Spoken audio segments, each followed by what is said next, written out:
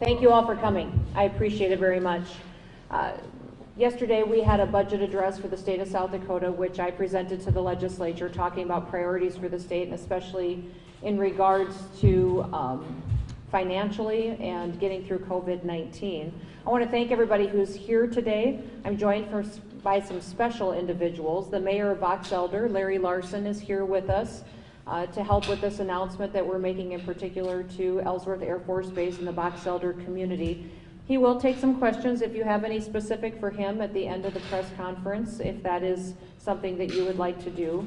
Thank you for being here. And also, Larry, thank you so much for all the hard work that you provide for this community. I know that the people here love you and appreciate the work that you do.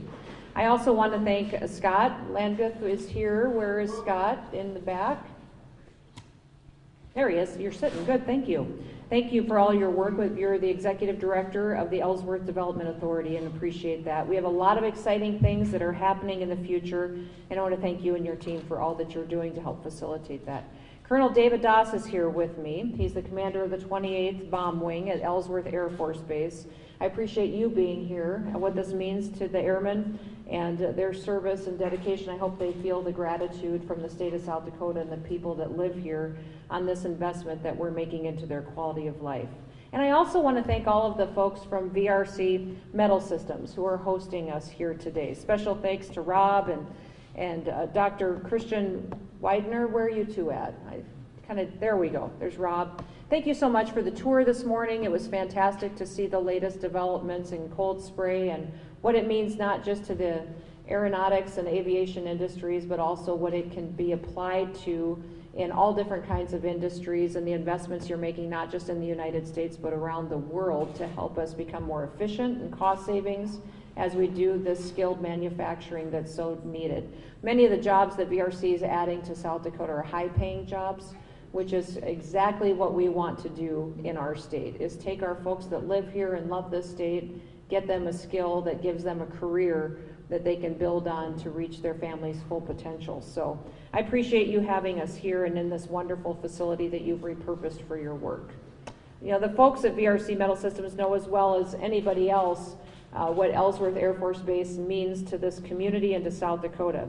Your work directly affects the brave men and women who step up and serve and protect our freedoms. Last year, Ellsworth Air Force Base was selected as the site to support the next generation bomber, the B-21 Raiders. They will host the first operational squadron and the training mission. It's outstanding news for our military. It's outstanding news for the state of South Dakota and the United States of America. We expect that the addition of the squadron has the potential to attract new businesses and careers to neighboring communities, that it will also make a statement on our military's efforts to keep us safe. And with the addition of this mission, Ellsworth will be undergoing extensive growth in the near future. As a result, the base is projected to lose the Pride hangar. That will be repurposed into a full-time hangar for the aircraft, but this hangar space is currently being used as a recreational facility.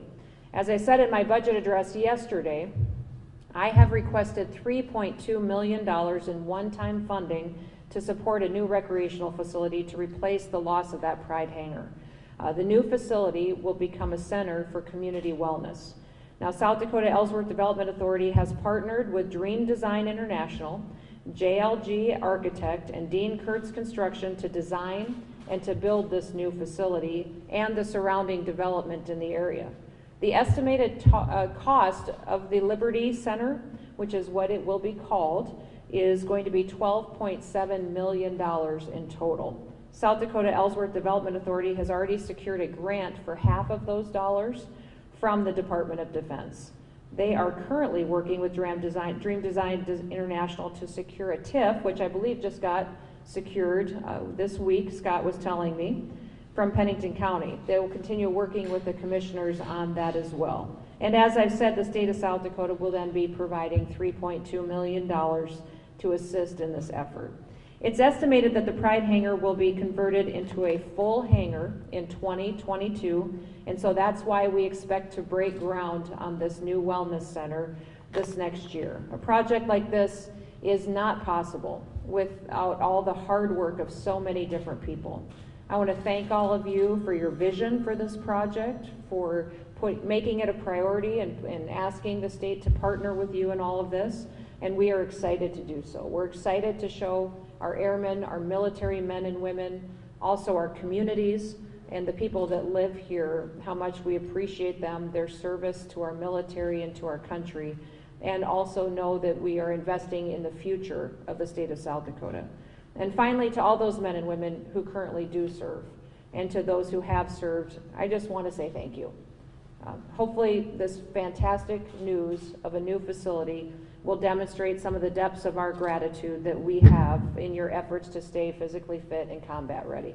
So thank you for all you do to defend our rights, our liberties, and our freedoms, and the pursuit of happiness that we enjoy right here in South Dakota. We're forever indebted. And with that, I will ask if the Colonel would like to say a few words, maybe if you'd like to, and then we'll see if the Mayor would, and we'll open it up to questions. I'm kind of ambushing them with comments, but they may have a few words to say. Thanks, Governor. Just wanted to say thank you so much, not only to the state for helping out, to the local community, Mayor Larson, to the South Dakota Ellsworth Development Authority. We came to you with a need not quite a year ago, and this is already coming to fruition. And I can't say thank you enough on behalf of all the men and women at Ellsworth Air Force Base. The current hangar is something that we use quite extensively when it gets cold outside, especially for our PT testing and that kind of thing. So we're very excited to be able to have a replacement for that not only our airmen can use, but also the families and the members in the local community as well. So thank you again. I really appreciate it. Mayor, do you want? Yes, I'd also like to say thank you, and this is a huge deal for Box Elder. We've been working really hard in the city for the last couple years and trying to create a vision of what Box Elder should look like in the future.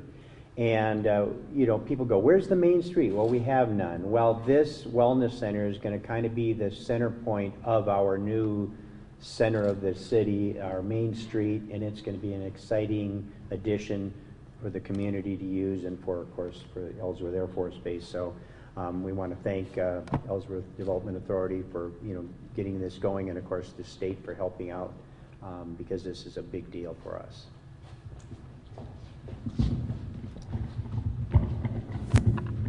Now, we do have two state legislators that are here with us today. And obviously, this is in my budget, but it's not approved. The legislators will have a debate over funding priorities, and will be at the end of legislative session adopting a budget that they think is appropriate. But I want to introduce Tim Goodwin is here, and also Jessica Castleberry is here. They are both hardworking individuals who understand the vision that Ellsworth has and brings to our country, but also the importance that a wellness center like this could provide to the community. So their being here today shows that they think this project is important, and we appreciate them and their leadership as well. With that, let's open it up to any questions that some of you may have for us today. And we will take questions from the crowd or from the press, whatever you guys would like to do. That'd be fine. I have a question, Governor. Sure. Yeah, Governor, can you explain that this is not just a base recreation center, it's joint use for the community use as well? Yeah. So the slave community is not going to be outpost, it's off-post. You can tell when Army guys say post instead of base. But it's for joint use for the whole community. Yes, that's exactly right. Tim points out that this facility will not only be utilized by the airmen at Ellsworth, but also National Guard will be using it as well. We will have community members that will be able to use it. I expect it will impact families from over 100 miles around, just because of the wonderful facility it'll bring and the comprehensive services it'll provide. So the folks that live in Box Elder will get to utilize it, but also I expect that people from the surrounding area will really enjoy having this type of facility, adding to their quality of life. And I think what a facility like this provides is an opportunity for the airmen to interact with the community as well. And the relationships that this will foster will be incredible. And it'll help so many of our community members become a part of the lives of the men and women who come here and are stationed here for a period of time, and help them to feel supported as well through relationships that can be built through a center just like this. Yep. Sydney Garson, Kellogg. Yeah, so why is this new facility important right now during this time? I think it's incredibly important right now because of the amount of development we're going to be seeing West River. Ellsworth is undergoing a lot of construction in the near future because of the B-21s being a part of the mission at that base. Over $1 billion will be spent just in construction costs alone getting ready for this mission that we will undertake. And that means that a lot of families will be moving in, a lot of different businesses that will be cooperating with the base and this mission. And that means there'll be a real need for a center where folks can go and spend time, maintain their health, but also get a lot of the other benefits that come with wellness centers that so many of our communities enjoy. And we would like to have this built and ready to go by the time we have this new mission in place in plenty of time for all these new families to start showing up to get to work. Other questions?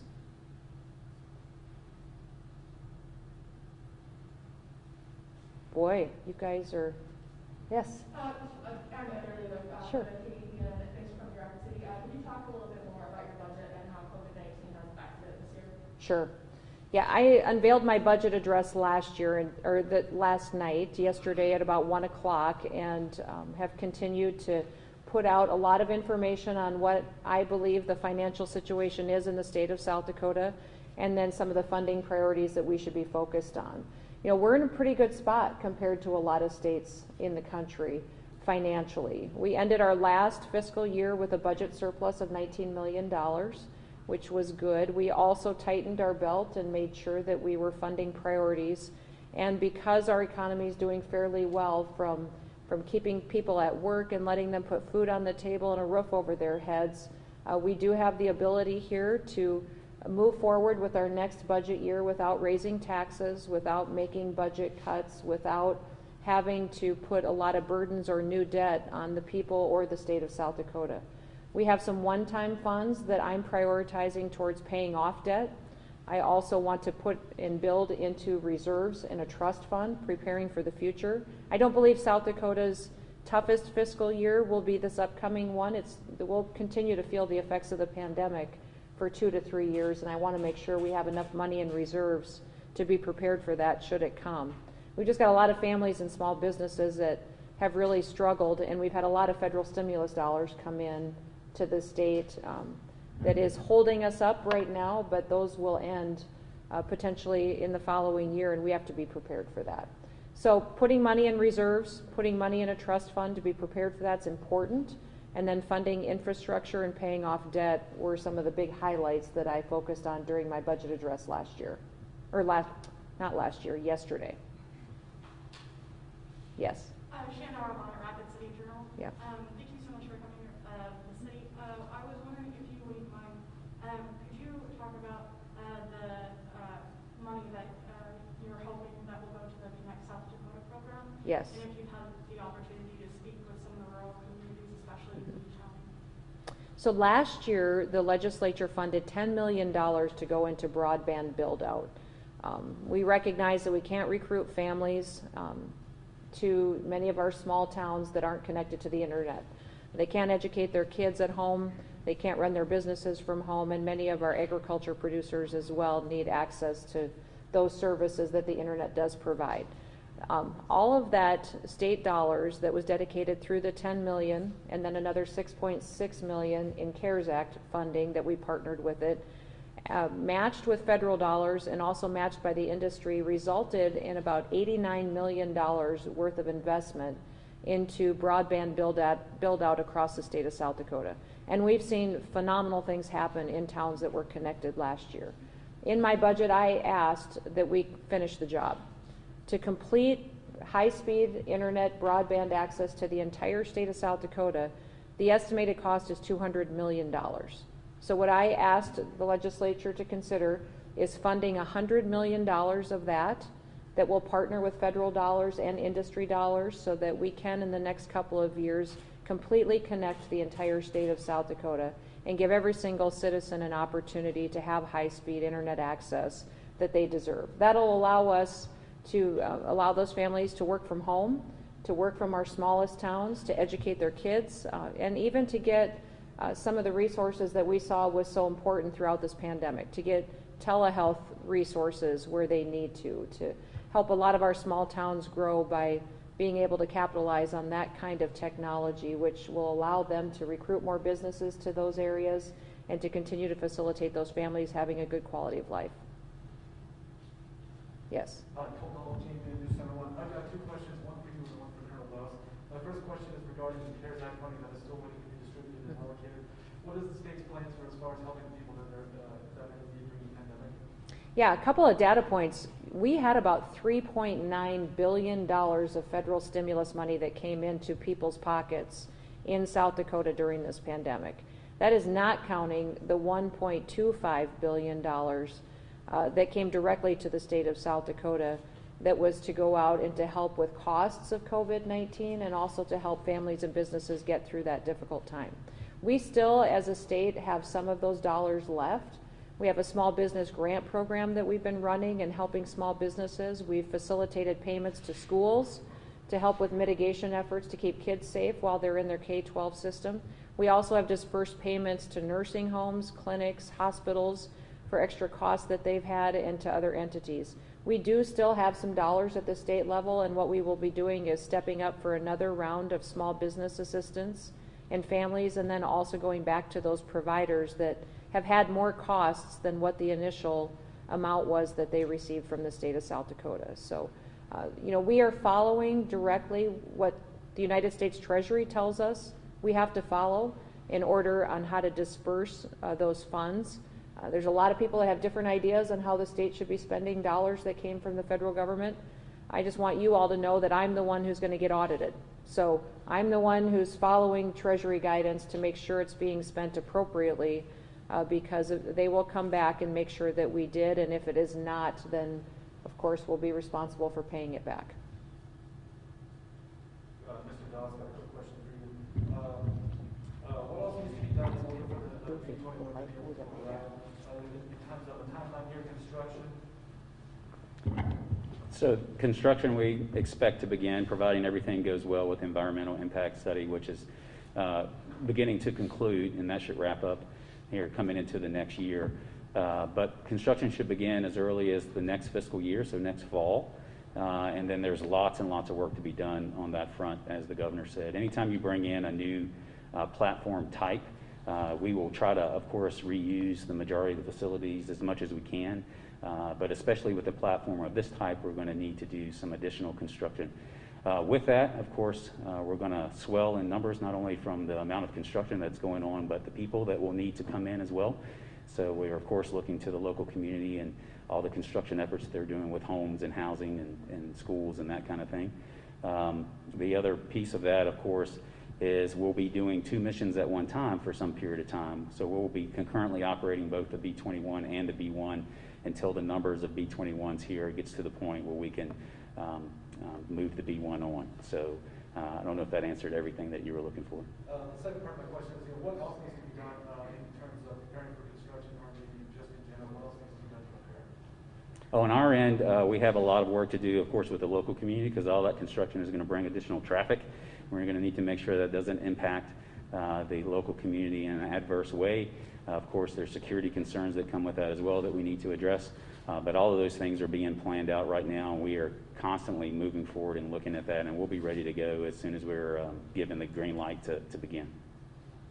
And then I'm sorry, I just have one more question for Mayor Larson. Sure. So how is Box Elder prepping for the influx, and, as far as bringing new businesses and restaurants into the area?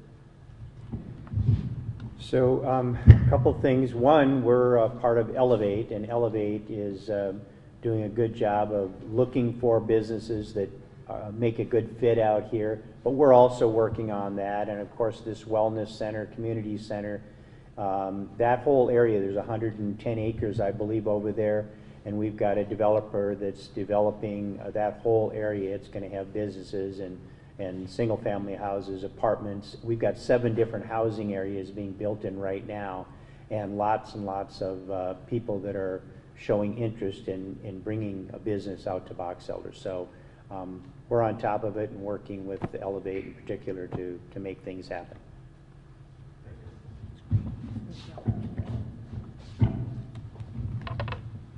Yes. Going back to the communication infrastructure, tourism is a huge thing, obviously. Mhm. How do you think expanded communication infrastructure could benefit the tourism industry as a whole?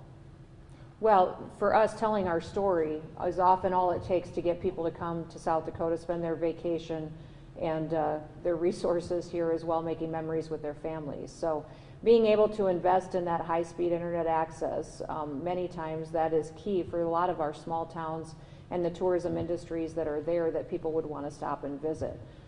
Beyond that, we're also focused on making sure that those small businesses and those small towns are making it through this pandemic as well. And that's critically important, that we help them be prepared for the future to provide a stability and a certainty that state government can provide.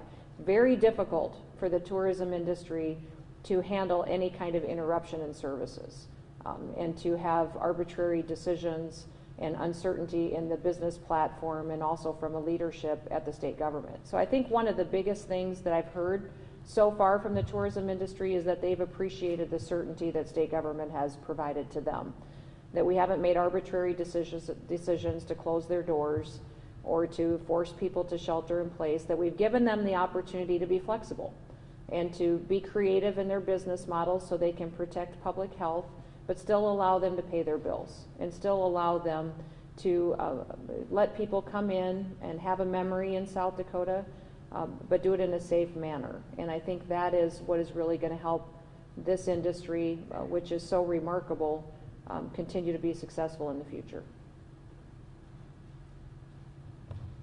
Yep. In your budget address yesterday, you discussed connectivity via radio, especially for Hill City, Keystone, and the Rockville area. Did that need come following the Mineville fire that happened near the other two beginning of July? And are you concerned about the geographic location of those receipts? Yeah, the question is in regarding to some radio towers that I funded in my budget yesterday, and those were in the Black Hills area and Hot Springs and Edgemont and Keystone areas. We have seen a real lack of services in those areas for years. Not very good cell phone coverage, not very good internet coverage. We've been aware of that. And so I funded putting up new towers in those areas, and that will also help us fight fires. We have seen fires in those parts of the hills, and we need emergency communication services in order to conduct efficient wildfire operations. So it'll have a joint component to that. The state radio system was something Governor Janklow set up years ago. In the last 2 years, the legislature has partnered with me in funding new technology, new equipments to do that. Adding a few new towers that will help secure that for the Black Hills region was very important to me. And then those towers can also be used to build out cell phone access and also internet access, so that the hills, where many times you guys have been incredibly challenged with getting any of those services in place, this will give us a lot of build out that'll give us the capacity to not only take care of folks who live here year round, but when we get that high tourism season, that they will still be able to enjoy good cell phone service and internet access. Anything else? Okay. Thank you all for coming. And yes, Rob. One comment, if anybody has time and wants to stay around and willing to do a tour for me, the legislator, or anybody that just wants to know more about yours. That's great. I just took a tour here for about the last 45 minutes, and this facility is fantastic. What they're doing is cutting edge, and they are the only ones in the world that are doing the kind of repair work on industrial avionics and machining that is at the level that they are. So if you want to be a part and tour one of the most exciting companies in the state of South Dakota, make a little time. Okay?